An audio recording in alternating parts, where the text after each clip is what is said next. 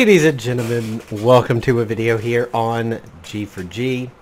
Today we're going to talk about the news that was published today over in GameIndustry.biz that Activision-Blizzard's shareholder King Lizard shitfuck CEO Bobby Kotick is overcompensated. The publisher defends Kotick's pay despite apparent failure to meet performance targets. But let's get into this little article. So, you go back about a year ago, probably even longer than that, and Bobby Kotick, along with some others, made the list of top 10 overpaid CEOs in the game industry business. In the game industry business, and here we are today with an article that's saying shareholders are upset because he's overcompensated, and I'm just going to play my response to that right here. That's it. Anytime that's my reaction to something like this, this is where my brain goes to Sue Storm going, "You think?" from the fucking Fantastic Four movie. You know, a lot of people, you kind of get a meme or a video segment or a TV segment or something from a movie in their head when they have a reaction to stuff like this. The duh moment that I get is always "you think" from Sue Storm over there, Jessica Alba. But I mean, somewhere I gotta tell you, I'm not the biggest Jim Sterling fan. My girlfriend likes Jim Sterling videos a little bit more than I do. Sometimes I find him to be a little obnoxious and preening, but he's fun. He's cynical. He does a satire pretty well. He's pretty biting. Like, I can just picture his video on this topic, if he does one, is not actually going to be worse. He won't be speaking. He'll just be laughing and scrolling the article and laughing. And when he gets down to the bottom, he's going to laugh, and it's going to trail off from the microphone like this, like this, like this. And then the video is just going to end. Because, I mean, Kotick has been considered one of the industry's biggest little shit weasels for the longest time, and now maybe finally people are coming to grips with this. It's almost as if everything that's happening in America right now is a gigantic mind and social awakening. You know, the events, I don't know if YouTube has been caring about these words, so I'm going to avoid it slightly. The events, quote-unquote, that have been happening over the last few days because of the apparent murder that happened. Of course, the itis that we've been dealing with since February when we should have been dealing with it sooner, etc., etc. It's bringing to light, like, so many things that I think we've originally taken for granted, kind of swept under the rug. And now we're like, wow, this is a really bad thing. We should look into this. And here we go. Like, wow, Bobby Kotick is a shit weasel. We should really look into this. So let's dive into this article. Two proxy advisory service firms have recommended that Activision-Blizzard shareholders vote against a proposal to remunerate Kotick in line with previous years. So they're saying here is that groups are saying, you know what, Actard, Activision-Blizzard, come on, Actard, you should not pay Kotick the way that he's been paid in previous years because he sucks. Let me remind you guys, a lot of YouTubers, you know, we kind of have this hate for Nintendo. They take things down and they strike things, and I've never run into it because I don't really cover their stuff, but there was the fan project of Metroid 2 that was out there for a while called, it almost sounds like ASMR in the title, like AMMR, another Metroid remake, or I forget exactly what it was. That got crapped on, but then of course Nintendo did their own remake of it. But Nintendo's CEO, when the company was not performing properly years ago, he knocked himself down a few pegs. It was like, most honorable people, Nintendo suck. I go down in money. Kotick is riding this just impervious wave of sailing above the industry on his, like, gold-plated Rolls-Royce car jet thing and seemingly being immune to this stuff, and now finally people are calling his shit out, which is about time. The recommendation was supported by the CTW Investment Group, which works to hold directors accountable for irresponsible and unethical corporate behavior and excessive executive pay. The group works with union-sponsored pension funds, which represent a substantial portion of Activision or Actard's shareholders. In a filing in the U.S. Securities and Exchange Commission, CTW Director Dieter Wasneger, I hope I got that right, Dieter von Braun, urged Actard shareholders to vote against management's say-on-pay proposal scheduled for the general meeting on the 11th. So this is going to be a key day to watch. Let's hope this goes through. Despite repeated low approval votes from shareholders, Actard maintains multiple overlapping opportunities for its CEO to earn outsized equity awards even when performance-related vesting thresholds have not been met. So in other words, he's not hitting plateaus that he needs to hit to earn his pay. He's, think of it as a relay race from when you were in high school or something. You've got the baton and the first guy starts, supposed to hand it to the second guy. Literally, the baton is getting dropped at the first exchange or two, if not every single one of them.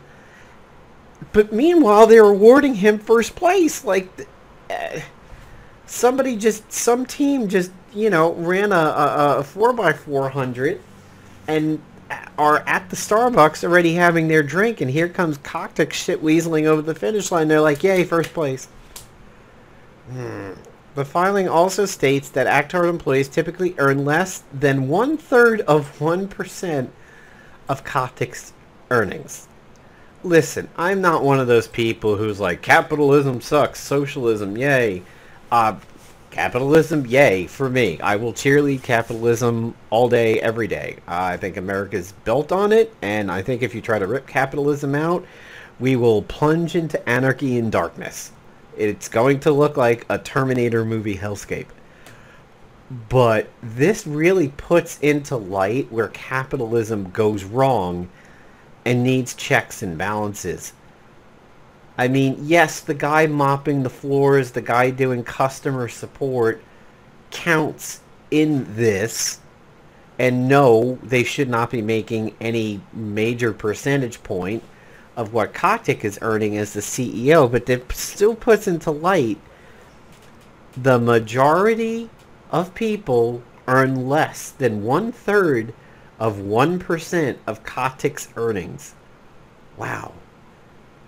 Wasneger writes that Kotick's current remuneration of special concern, given the uncertainty faced by Actard staff following its decision to lay off 800 staff in early 2019 despite a record year. So this is something that Sterling and others, more Sterling than anybody that I know, have talked about. When they had those huge layoffs, it's so they could turn around and say to the board, look what's happening. We were earning $600 million but paying out $500 million. So we had a $100 million surplus. Now they could sit there and say, we're earning $600 million, but we have a $400 million cost to do business, but we've earned $200 million in profit. That's what they get to say when they lay off 800 staff. It's not that the company's doing better. You just changed one of the goalposts. The money in goalposts stayed there or maybe dropped. It's Actard after all. But the outgoing money goalpost comes shrinking into the incoming one at 90 miles an hour. Yeah, you're maybe getting more of a profit, but it's at the cost of the human element. And here's the thing, like so many customer centers were losing their jobs and their people. They were rehiring some of the positions. I think there were like Hearthstone community managers that were canned, and then they were posting for them right afterwards, which there should be a law against that, because that's a business reset. If you're paying somebody $60,000 a year to be a Hearthstone community manager because they've been in the role since the game started. You can them after they've had years and years of raises and performance bonuses, blah, blah, blah. And then you start by looking for somebody fresh out of a local college and pay $40,000 a year. You look great on paper, but you're a giant piece of shit. And you know what? There were people on Twitter calling out. Some of those fired employees caught the new postings and went, that's my job. What are you doing? So Blizzard, Actard was a piece of shit. Now, I'm a huge Blizzard fan. I wear that on my sleeve. Activision, to me, the cool Activision died in the Atari 2600 when they made like Mega Mania and River Raid and Pitfall and Sequest and shit like that and Pitfall 2. That's kind of when Activision died for me.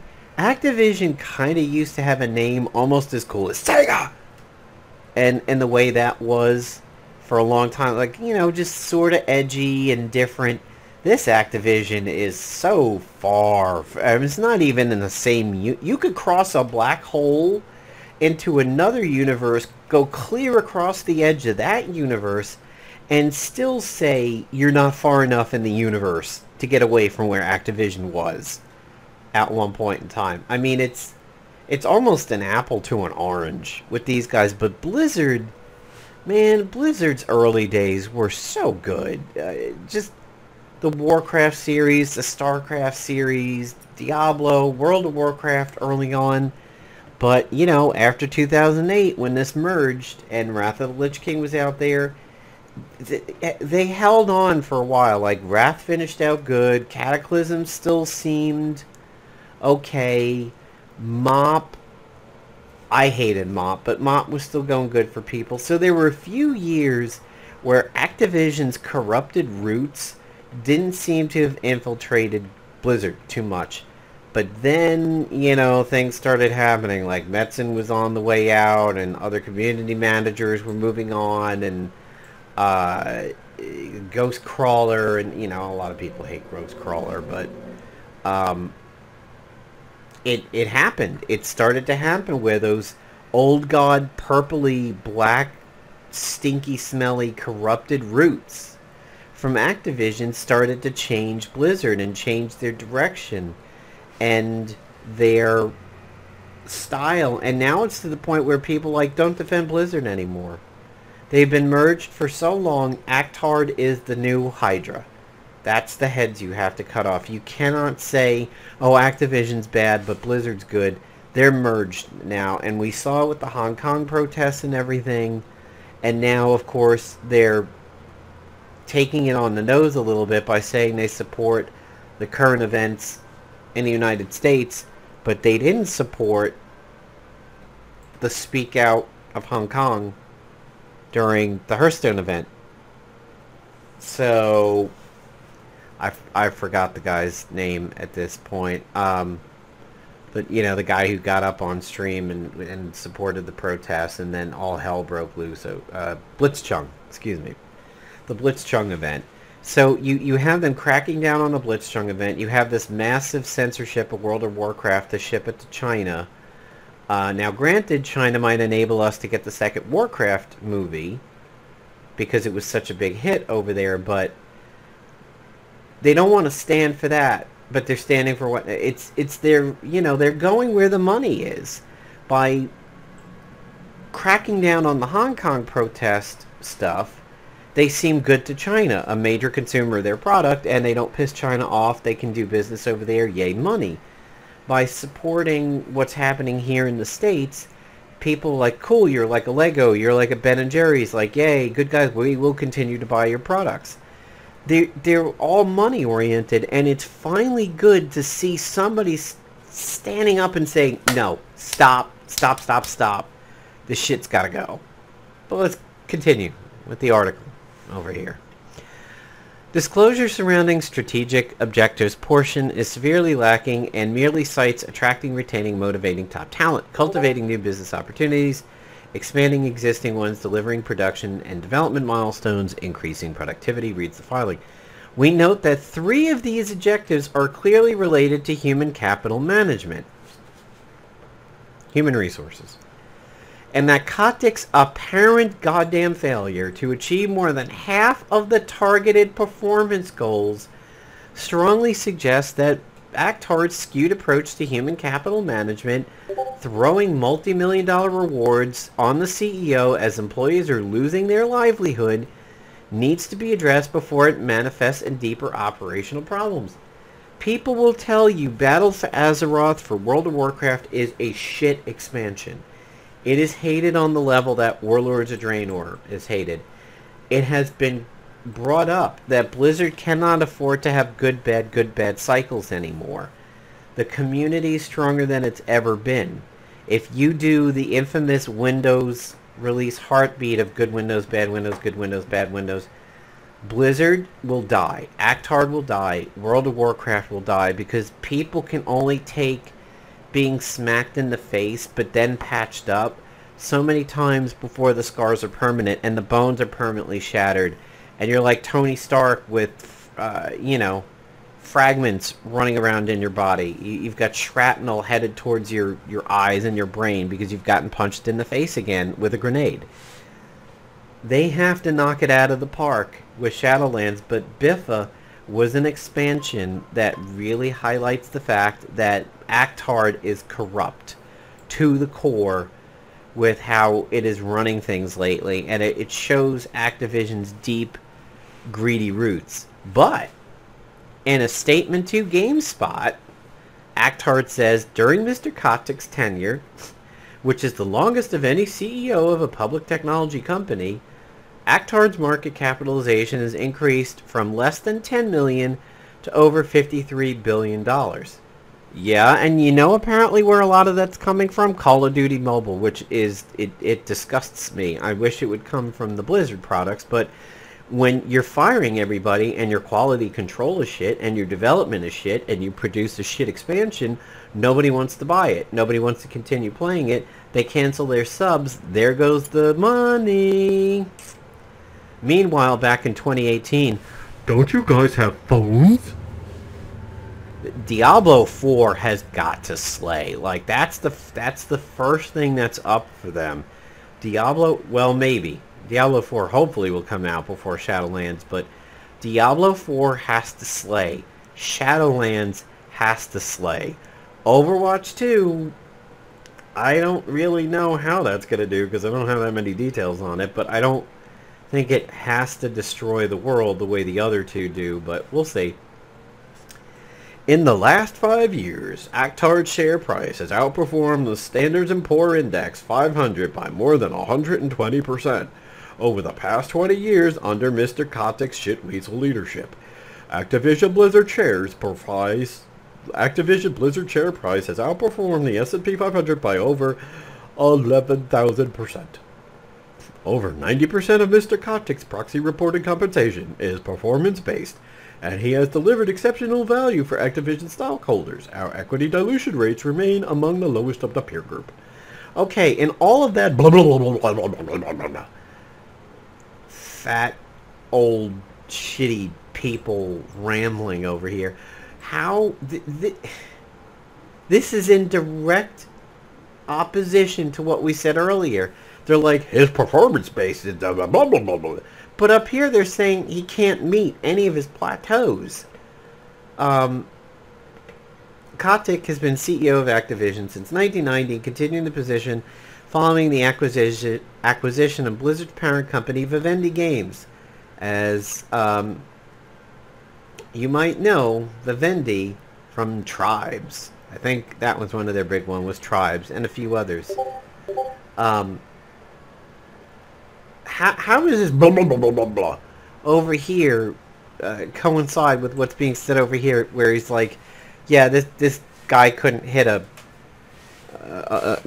barn with a P in terms of shooting for a goal over here. Like, the guy's just missing the barn with a fucking BB rifle standing 2 feet from it. But it's good to see this happen. This is the kind of stuff that needs to happen in the games industry. We need to fight against loot boxes. We need to fight against greedy practices. We need to fight against greedy CEOs. Because here's the thing, it works for a little while. People could say, don't you have bones? And produce a mobile Diablo and have a great Call of Duty mobile game. If that's great, I don't play it. I was never a Call of Duty player. And you know what happens? The nostalgia kicks in. The nostalgia for games like Quake and UT that were just fun and did it right. And, you know, UT99 was probably so ridiculously popular because it's easy to get a wear-as copy of it. Like, you know, would Doom 1 and 2 be as popular as it ever was if you couldn't just go to a machine on your college campus and download it from somebody who had put it on the hard drive over there? I mean, that's kind of what I did. When I was in college at the time, Doom 1 and Doom 2 were coming out. But, you know, you look back on those games with so much nostalgia because they didn't have microtransactions. They didn't have loot boxes and crazy unlockable skins all the time. And it's the rubber band is happening. People for a long time maybe thought that's not how you produce a game. We're not really getting enough money, blah, blah, blah. And big companies like EA would buy out Visceral Games, and then we would have no more Dead Space, and Dead Space 3 was maybe considered greedy and everything, even though I still had fun with it. And everybody's like, this is how you do games now, this is how you make money, and, you know, charge money for the beta, so get all the money up front, so if the game sucks, well, we got your money.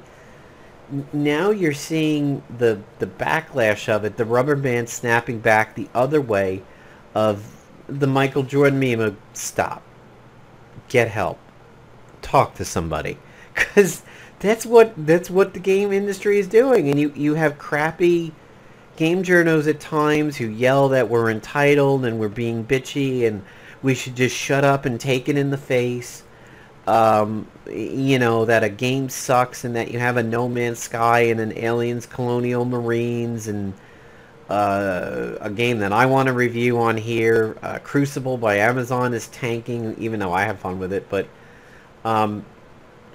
you know, you have all these people saying conform, but everybody's now actually saying resist. And resist, I think, is winning. So hopefully on June 11th, his merit raises are unmerit raises and become unmerit deficits. Like, he needs to get knocked down several pegs. They'll probably just keep him even, but he needs to be knocked down the gracious way the Nintendo CEO dipped it down. You know, reward yourself for a good job. Don't reward yourself for not shitting on the carpet in the hallway. And he actually is shitting on the carpet in the hallway. So anyway, guys, let me know what you think about this. Are you happy to see somebody sitting there saying, you know, that they're upset with Kotick and they don't want to reward him and everything? Because I think that's a really good idea. Peace out, guys.